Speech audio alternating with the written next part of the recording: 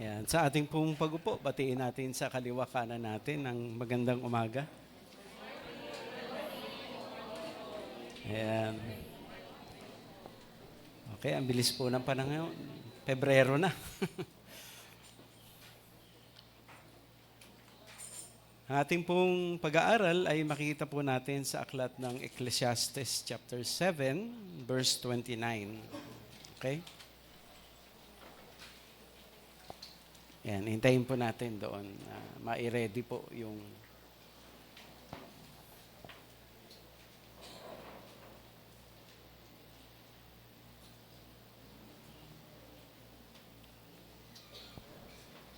pwede sa ilalim yan. Sa ilalim ng ni Chelsea. Yan.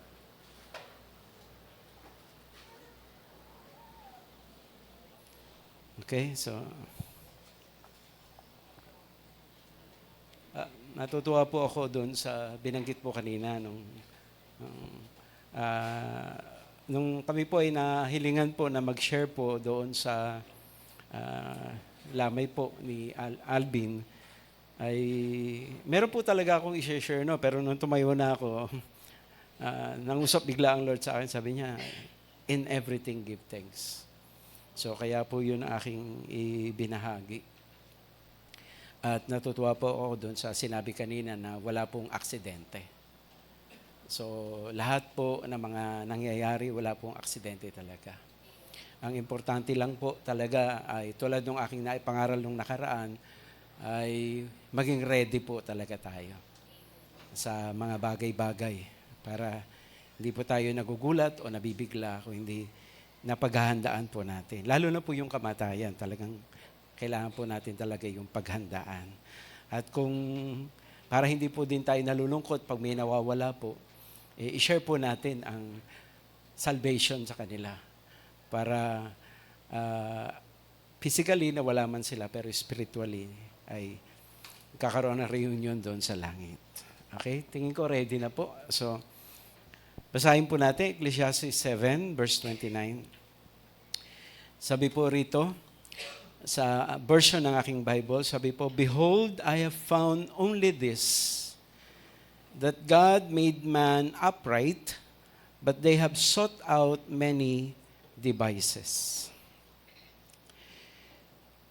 Okay, ang ating pong pag-aaralan ngayong umaga ay pong maling desisyon o wrong choices. At ang ating pong paksa na tatalakayin ay paano po tayo makakaiwas sa mga maling desisyon o paano po tayo makakaiwas sa mga maling choices sa buhay. Now, okay, medyo mahaba po yung background natin, pero lang po kayo, sumunod lang po kayo sa mga babasahin ko. Ayon po sa Genesis chapter 1, verse 26 and 27, nilikha po ng Diyos ang tao ayon sa kanyang image at likeness. Okay, sabi po ng verse 26, "Then God said, let us make man in our image, according to our likeness, and let them rule over the fish of the sea, and over the birds of the sky, and over the cattle, and over all the earth, and over every creeping thing that creeps on the earth. God created man in His own image. In the image of God, He created him. Male and female, He created them." Now, siguro ang tanong natin, ano po ba ang ibig sabihin ng image at likeness ng Lord? Okay, basahin po natin ang Ephesians 4:24. Ayon po sa Ephesians 4:24, yung God's image at likeness ay righteousness at holiness. Yan po, sabi, "And put on the new self, which in the likeness of God has been created in righteousness and holiness of the truth." So kaya po pala, sabi po sa Ecclesiastes 7:29, nung nilikha ng Lord po ang tao, sabi po nun, ulitin natin yung verse, "Behold, I have found only this, that God made man upright, but they have sought out many devices." So nilikha po talaga ng Lord ang tao na matuwid, kaya lang po marami pong mga sinubukan ang tao. Ang unang sumubok po, nakita po natin, Inumpisahan po yan ni Eva at ni Adan. Yung maling pagpili o pagpapasya na naging daan para po ang kanilang mga supling na tayo po ang inabot noon ay naging makasalanan. Sabi po ng Romans 3:23, "For all have sinned and fall short of the glory of God." Yan din po makikita natin sa Romans 5:12, "Therefore, just as through one man," si Adam yon, "sin entered into the world, and death through sin, and so death spread to all men because all sin." So si Eva po yung nag-umpisang sumubok. At ang problema, yung sinubok niya, naapektuhan tayong lahat. Pero praise the Lord, dahil po, pag binasa niyo po yung John 3:16, binigyan tayo ng Diyos, tayong mga tao, ng pagkakataong makabawi.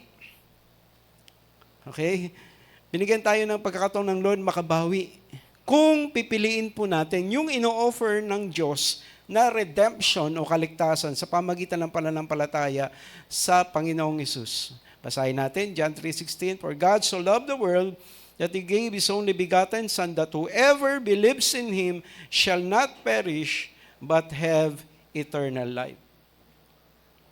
So kaya pala sabi ng 2 Corinthians 5:17, bilang mga Christian, meron po tayong new beginning. Okay? Kamali si Eva at si Adan, naging makasalanan ng mga tao, pero nag-offer ang Lord ng salvation through Jesus Christ. At sino man ang tatanggap, nagkakaroon ng new beginning. Pakisabi sa inyong katabi, new beginning. Yan po ang sabi, 2 Corinthians 5:17, "Therefore, if anyone is in Christ, he is a new creature. The old thing passed away, behold, new things have come." So nagkakaroon tayo ng new beginning. Amen? Amen? So sa new beginning na ito, mga kapatid, ito po ang importante. We need not only to choose wisely, but according through the Spirit's leading in our life. Basahin po natin, mga kapatid, yung pong aklat po ng Roma, chapter 7, verse 1 hanggang 6. Tagalog po natin basahin. Dito po pinapakita yung kahalagahan, katulad ng ating inawit, ng banal na Espiritu po sa ating pong mga buhay. Okay? Sabi po ng verse 1, "Mga kapatid, kayo'y nakakaunawa ng batas. Alam ninyong ang isang nasasakop lamang ng batas habang siya'y nabubuhay. Halimbawa, ayon sa kautusan, ang isang babae nasasakop ng kanyang asawa habang nabubuhay ito. Subalit kung namatay na ang lalaki, malaya na sa babae sa batas na nagtali sa kanya sa lalaking iyon. Kaya nga, siya'y magkakasala ng pangangalo niya kung makikisama siya sa ibang lalaki habang nabubuhay ang kanyang asawa. Ngunit kung patay na ang kanyang asawa, malaya na siya sa batas na iyon at mag-asawa man siya sa ibang lalaki, hindi siya nagkakasala ng pangangalo niya. Gayon din naman, ito po yung importante, gayon din naman mga kapatid, namatay na kayo sa kautusan dahil kayo'y bahagi ng katawan ni Kristo at ngayon kayo ay kabilang na sa mga nakipag-isa sa Kanya na muling binuhay upang magbunga tayo ng mabubuting gawa para sa Diyos. Noong tayo namumuhay pa ayon sa ating likas na pagkatao, ang ating masasamang hilig na pinupukaw ng kautusan ay nag-uudyok sa atin na gumawa ng mga bagay na hahantong sa kamatayan. Ito po yung importante. Ngunit, malani na tayo ngayon mula sa kautusan dahil namatay na tayo sa kasalanang dating umaalipin sa atin, kaya tayo naglilingkod sa Diyos. Ito na po importante. Naglilingkod sa Diyos hindi dahil sa lumang batas na nakasulat, kundi dahil sa bagong buhay ng Espiritu. Importante po ito. Na makita mo at makita ko, na makita nating lahat, na yung kaligtasan na ating tinanggap ay hindi po nating kayang ipamuhay sa ganang ating sarili, sa ganang ating dunong, sa ating ganang lakas, kung hindi kailangan natin ng tulong at gabay ng banal na Espiritu. At kaya pag tinignan po natin ang chapter 8 po, Ito po yung ating makikita.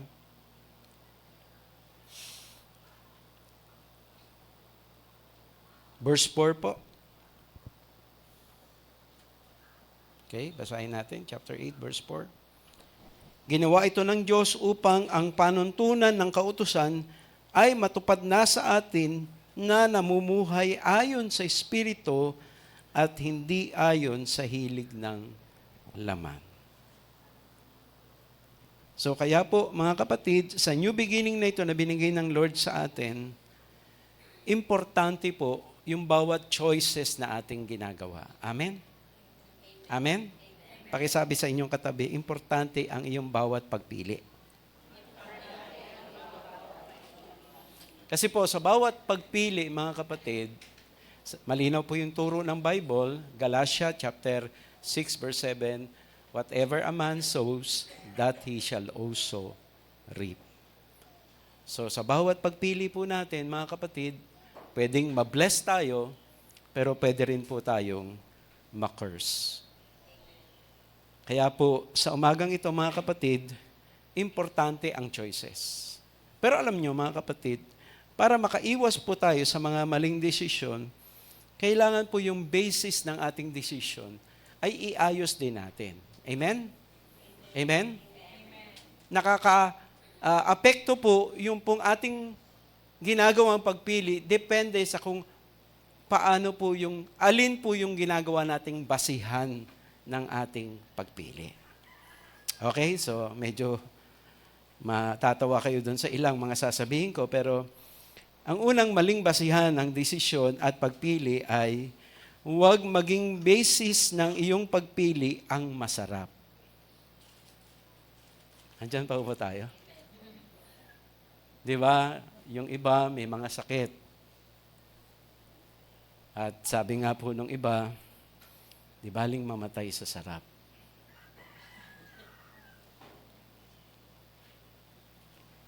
So ganun po ang nagiging problema ng marami sa atin. Pero pag binasa po natin ang Hebrews 11, 24 hanggang 26, sabi, by faith Moses, when he had grown up, refused to be called the son of Pharaoh's daughter, choosing rather the ill treatment with the people of God than to enjoy the passing pleasures of sin. Considering the reproach of Christ's greater riches than the treasures of Egypt, for he was looking to the reward. Diba? Nowadays, mga kapatid, parang usual na mag-boyfriend at mag-girlfriend pa lang, nagsisiping na.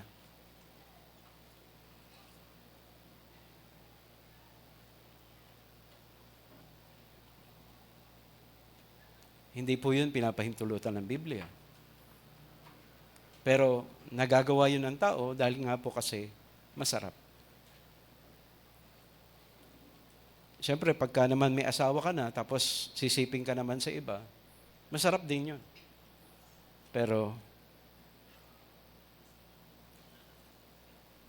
nagkakasala ka.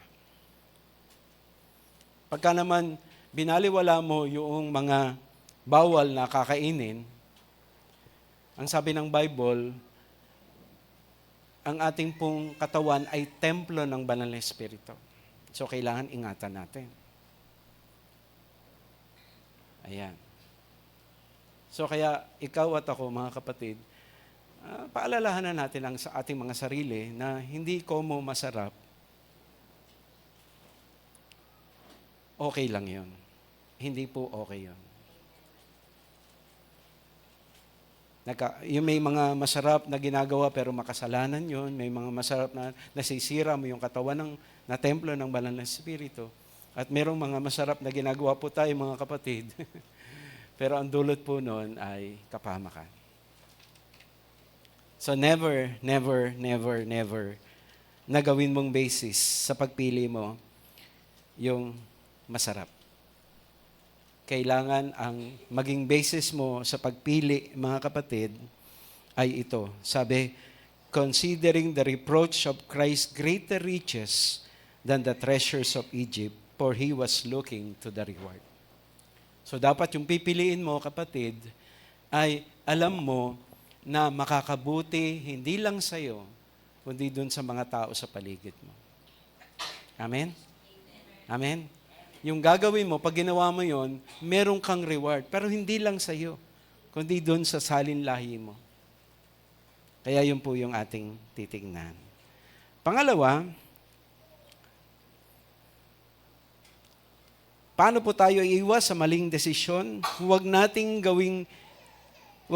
maging basis ng pagpili ang madali. Amen? Amen? Hello? Sabi po ng Matthew 7:13 and 14, "Enter through the narrow gate, for the gate is wide and the way is broad that leads to destruction. And there are many who enter through it. For the gate is small and the way is narrow that leads to life, and there are few who find it."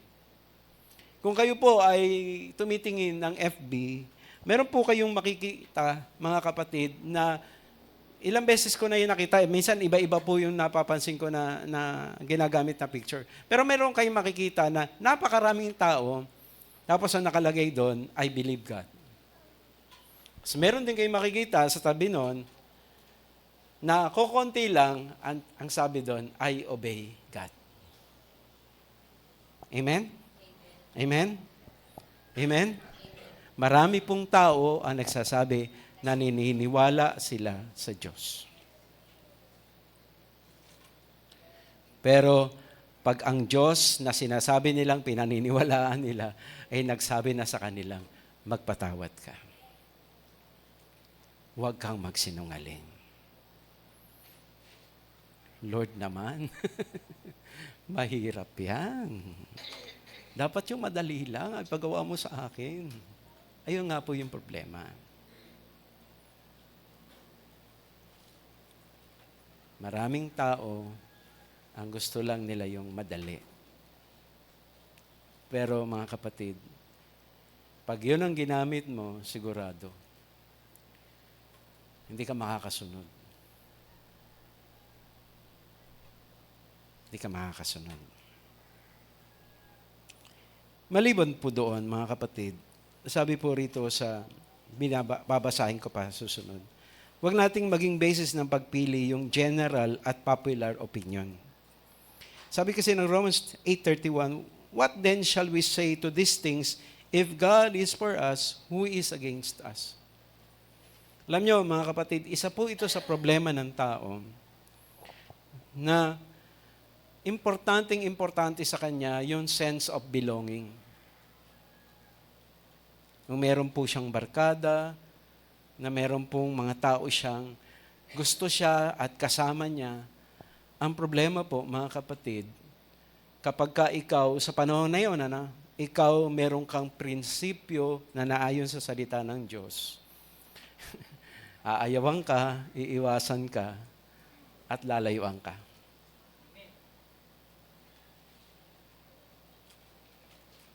Di ba? May mga pagkakataon, mayroong mga kwentuhan, tapos doon sa mga kwentuhan, may magbibiro. At tapos sa kanyang pagbibiro, ang problema, ang nabiro, yung saratang ilong, hello, yung maitim, yung pandak, yung mataba, tawanan tayong lahat.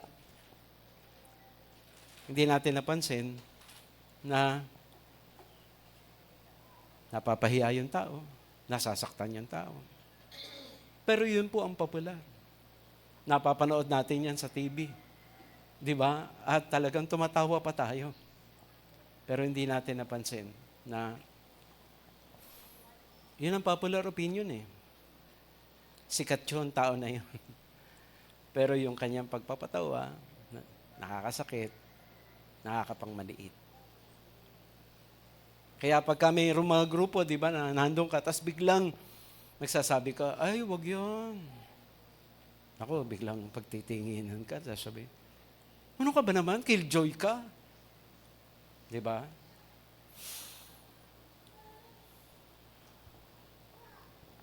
Di ba, pagka po, minsan may mga sama, yayayain ka, pero magugulat ka na lang, magiinuman sila. Tapos, ewan ko lang, minsan may nagkukwento, manonood sila ng mga sex videos. Ano gagawin mo?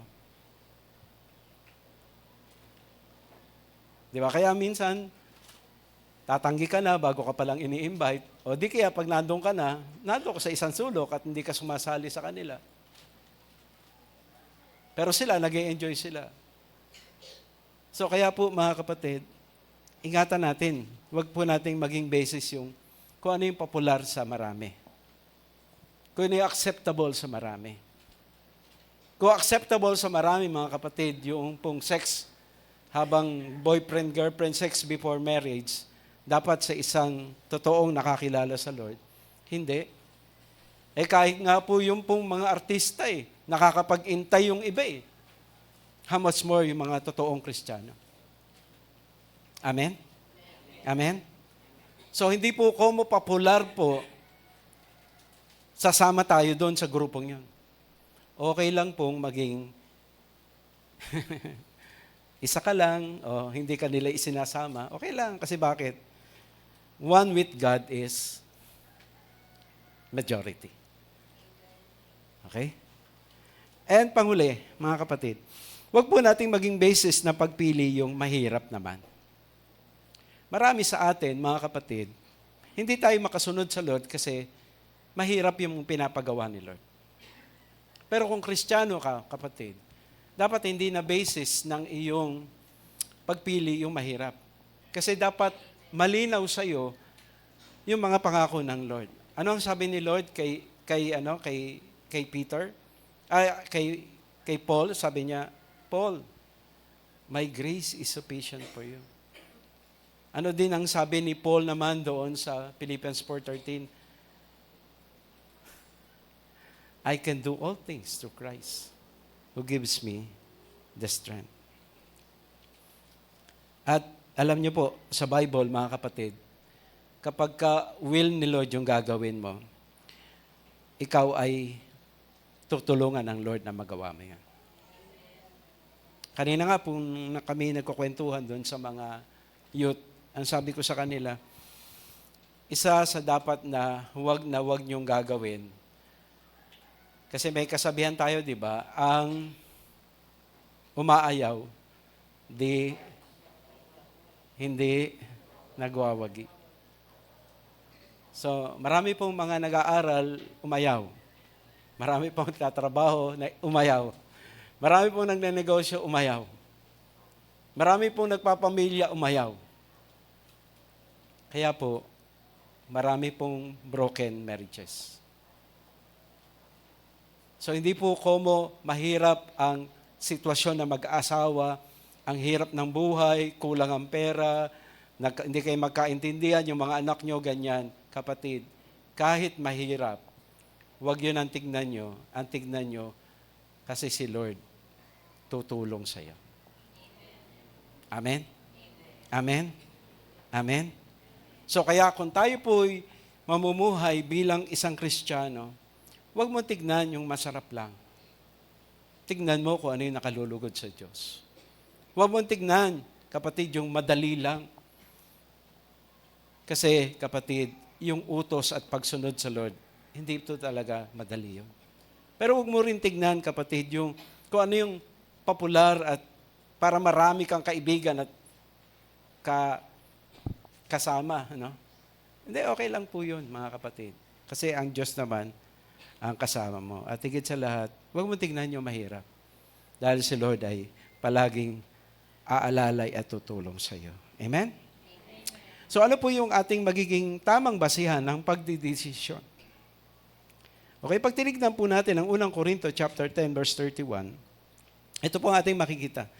Whether then you eat or drink or whatever you do all to the glory of God.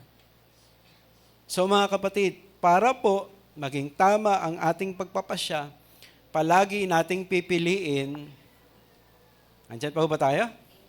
Ano man yung ating iisipin, ano man yung ating pipiliin tignan, ano man yung ating pipiliin pakinggan, at ano man po yung ating sasabihin, o gagawin ng ating kamay, o pupuntahan ng ating mga paa, isa ang dapat nating tandaan. Dapat nakakalugod iyon sa Diyos. Amen? Kasi pagka yun ang iyong naging basihan sa iyong pagpili, sigurado kapatid, hindi mali ang iyong pagpapasyang gagawin. Hindi magiging mali. Pangalawa, mga kapatid, sabi ng Matthew 6:33, "But seek first His kingdom and His righteousness, and all these things will be added to you." Okay, basahin ko na rin po yung isa pang verse. Sabi rito, "This book of the law shall not depart from your mouth, but you shall meditate on it day and night, so that you may be able to do according to all that is written in it, for then you will make your way prosperous, and then you will have success." At ang sabi ng Psalm 1:3, "He will be like a tree firmly planted by streams of water, which yields its fruit in its season, and its leaf does not wither, and in whatever he does, he prosper." Okay, makinig po tayo mga igi, mga kapatid. Kanina, para hindi tayo magkakamali, piliin natin yung glory ni Lord. Pangalawa, mga kapatid, para hindi tayo magkamali ng ating pagpili, piliin natin yung magbibigay sa atin ng pagpapala sa buhay na pang kasalukuyan. Ano po ba yung makapagpapala sa atin sa buhay na kasalukuyan? Okay, narinig natin yung testimony ni Maris. Kapag inuna natin ang ginawa nating priority ang kaharian ng Diyos at tayo'y lumakad at namuhay sa Kanyang katuwiran o kalooban.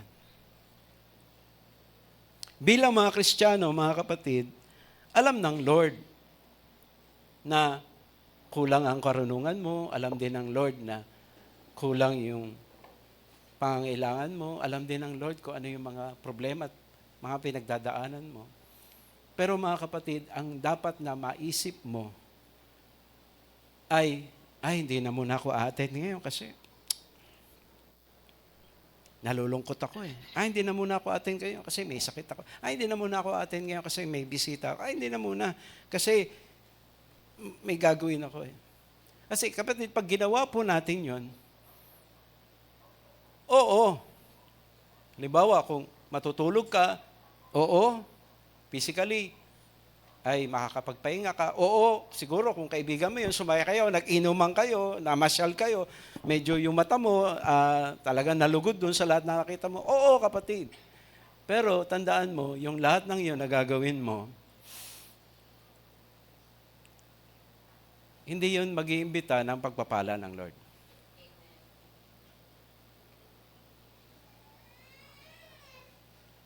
Hindi. Kasi ang sabi, ang nag-iimbita ng pagpapala ng Lord ay pag inuna mo yung kaharian niya, kapag ka dumalo na ka ng gawain, kapag pinili mo na sa halip na mainis at magalit ka, ipag-pray mo yung pagbabago ng mga tao sa paligid mo. Pag pinili mo yan, at kapag kahit na ang hirap-hirap ay pinili mo pa rin sumunod, ang sabi, inuna mo yung kaharian niya at yung katwiran niya, ano mangyayari? Ano mangyayari? Ano mangyayari? Lahat ay idadagdag sa iyo. Mga kapatid, alam ng Lord kung ano kailangan mo. Amen? At kapag ka ikaw ay nagtiwala na ginawa mo kung ano yung nais niya, hindi ka pwedeng hindi i-bless ng Lord. Sigurado po yun, mga kapatid. So kaya, piliin mo yung honor ng Lord at piliin mo, kapatid, yung gawain, yung desisyon na magdadala sa iyo ng blessing. Amen? Amen? At ano po ang magbe-bless? Pag inuna mo ang Lord, pag inuna mo yung kanyang kalooban. Amen? Pangatlo, okay, tapusin na po natin. Sabi ng Matthew 25:21 and 23, his master said to him, "Well done, good and faithful slave. You were faithful with a few things, I will put you in charge of many things. Enter into the joy of your master." Verse 23, his master said to him, "Well done, good and faithful slave. You were faithful with a few things, I will put you in charge of many things. Enter into the joy of your master." Mga kapatid, pag pinili mo yung glory ni Lord, siyempre matutuwa ang Lord sa iyo. Pag pinili mo rin naman, kapatid, yung kanyang kingdom at righteousness, siyempre, ibe-bless ka ng Lord. Pero tandaan nyo, mga kapatid, pag pinili mong maging mabuti at tapat, andyan po ba tayo? Sabihin mo sa iyong katabi, mabuti at tapat. Pag pinili mong maging mabuti at tapat, mabuti doon sa iyong mga pinagdadaanan. Amen? Minsan po, mga kapatid, nagagalit tayo, nagrereklamo tayo, at hindi natin gusto yung pong ating pinagdadaanan. Pero pag naging mabuti ka doon sa dinadaanan mo, at hindi mo ginawang dahilan yung hindi maganda mong nadadaanan para hindi ka na maging tapat sa Diyos. Kapatid, pag pinili mong maging mabuti at maging tapat, hindi lang yung buhay na kasalukuyan ang pinaghahandaan mo. Andyan pa ba tayo? Ang binabanggit po kasi dito, mga kapatid, yung pong pagpasok sa langit. Ang sabi, halika, ikaw na mabuti at tapat kong lingkod. Pumasok ka sa kagalakan ng iyong Panginoon. Langit po ang pinag-uusapan, mga kapatid. Amen? Amen? Amen? Amen? So, kaya mga kapatid, hindi natin kailangan nang magpe-pray sa atin kapag namatay na tayo para makapunta tayo ng langit. Hindi po yun. At hindi rin po, mga kapatid, kapag nandun na tayo sa langit, saka tayo mag-aayos para maging mabago po yung ating sitwasyon. Hindi po. Dito lahat ginagawa yon. Amen? Sabi po sa Ecclesiastes, kapag ang puno ay natumba, kung saan po siya natumba, yun po, doon na po siya, wala na pong alisan yun. So, ibig sabihin, mga kapatid, habang nabubuhay ka, ang dapat mong pinagsisikapan, hindi lang yung unahin ng Lord. Hindi lang yung lumakad sa katwiran niya. Hindi lang yung honor ng Lord. Kundi sa bawat araw ng iyong buhay, kapatid, sinisikap mong maging mabuti at maging tapat. Dahil ang pinaghahandaan mo, hindi lang yung ngayon, kundi dun sa darating na buhay. Amen? Amen? So, kaya po, mga kapatid, ayusin natin ang ating pagpili. Huwag nating pong gamitin. Ito, bilang pagtatapos, ayusin natin ang ating pagpili. Nagkakamali tayo sa ating pagpili at pagdidesisyon. Pag pinabibigyan natin ang ating sariling kagustuhan, yung ino-offer ng mundo at yung deception ng deceiver natin na si Satan. Alam nyo, ang problema po kasi natin, minsan, hindi po maganda yung ating kalooban, minsan nagagalit tayo, minsan nainis tayo, minsan nalulungkot tayo. Tapos biglang magpapasya tayo. Di ba, pag ang isang tao galit at nagpasya, ano gagawin? Magiganti. Pag ang isang tao po, mga kapatid, ay naiinggit at nagpasya, ano gagawin? Mangunguwa siya. Kapag ang isang tao ay nagseselos at nagpasya, anong gagawin niya? Maninira siya. Di ba? Papakalat siya na, alam niyo yan, si ano? Kasi nagseselos siya doon. Inggit siya doon. So, dapat po, para hindi tayo magkamali, wag na po yung sarili. Wag na po yung mundo. Wag na rin po si Satan. At number 2, maingatan tayo sa pagpili at pagdesisyon kung paniniwalaan natin ang sinasabi ng Bible at susundin natin ang gabay ng banal na Espiritu. Mga kapatid, pakisabi sa inyong katabi, kailangan natin nagbabasa ng Bible. Amen? Amen? Amen? Pero hindi lang. Kailangan nating paniwalaan yung nabasa natin. Amen? Amen? Kasi gagawa ang biyaya ng Diyos base doon sa ating nabasa kung hindi lang tayo nakinig, tayo ay nagsagawa. Amen? Pero tandaan nyo, mga kapatid, para magawa natin, hindi sa ating dunong at lakas, kundi sa banal na Espiritu. Amen? Amen? So kaya sa araw-araw, mga kapatid, Maging sensitive ka. Ako po, personally, naglaba ako noong umuwi ako ng Pasig noong nakaraang Miyerkules after ng Bible study. At naglaba ako noong Huwebes. At dahil nga po, syempre, wala na po akong mga damit, nagbalak po ako umuwi nitong week na to. Nagbalak ako nung Huwebes, nung Biyernes, kahit kahapon, nagbalak ako. Every time na nagbabalak ako, ang sabi ng Lord sa akin, huwag kang umuwi. Andyan pa ba tayo? Andyan pa ba tayo? Sabi ko, Lord, pupunta ako ng Marinduque, wala na akong damit. Sabi ng Lord, may mga damit ka naman dyan, yung laban mo na lang yung short mo para may madala ka. So naglaba ako ng short, kaya kung may mga nagpunta dito sa likod, may yung short na nakasampay dyan. Isang bagay po ang kailangan nating matutunan. Hindi po pwedeng babaliwalain natin yung sinasabi ng Holy Spirit sa ating puso. Sabi ko, Lord, sige, bahala ka, Lord. Basta sabi mo, hindi ako uuwi. Hindi ako uuwi. Sabi ng kapatid ko, Diko, ito na yung bill mo. Ginagamit ko naman po yung GCash. Sige, nagbayad na ako. Lord, paano yung bahay ko? Paano yung mga sinampay ko? Basta huwag ka umuwi. So, hindi ko po alam kung bakit. Pero isang bagay lang alam ko. Pag ayaw ni Lord, hindi ko gagawin. Hello? Isang bagay po yung tinatry ko talagang makuha sa buhay na to. Yung matuto kong makinig. Katulad ng sinasabi ni Maris kanina, makinig sa sinasabi ng Banal na Espiritu.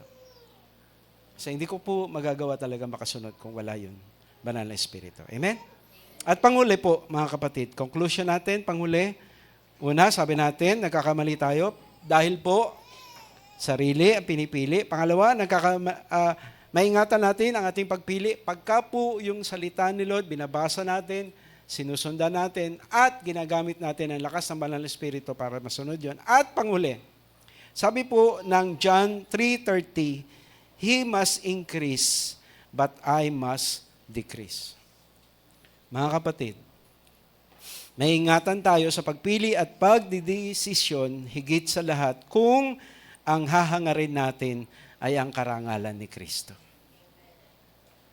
Amen? Ano sabi ni Juan? Hindi, okay lang na maparangalan siya. At ako ay, kahit ako hindi mapansin, okay lang. Amen? Amen? Kaya tayo minsan nagkakamali, gusto nating bumantog, makilala. Gusto natin yung papuri, yung parangal. Gusto natin yung pagbati ng mga tao. Ayaw natin yung nandun tayo sa na hindi napapansin. Hindi, mga kapatid. Mas maingatan tayo kung nandun lang tayo sa sulok. At si Lord ang nandun sa gitna. At siya yung kumukuha ng honor at ng glory sa ating mga buhay. Amen? Tumayo po tayo at palakpakan natin ang ating Panginoon.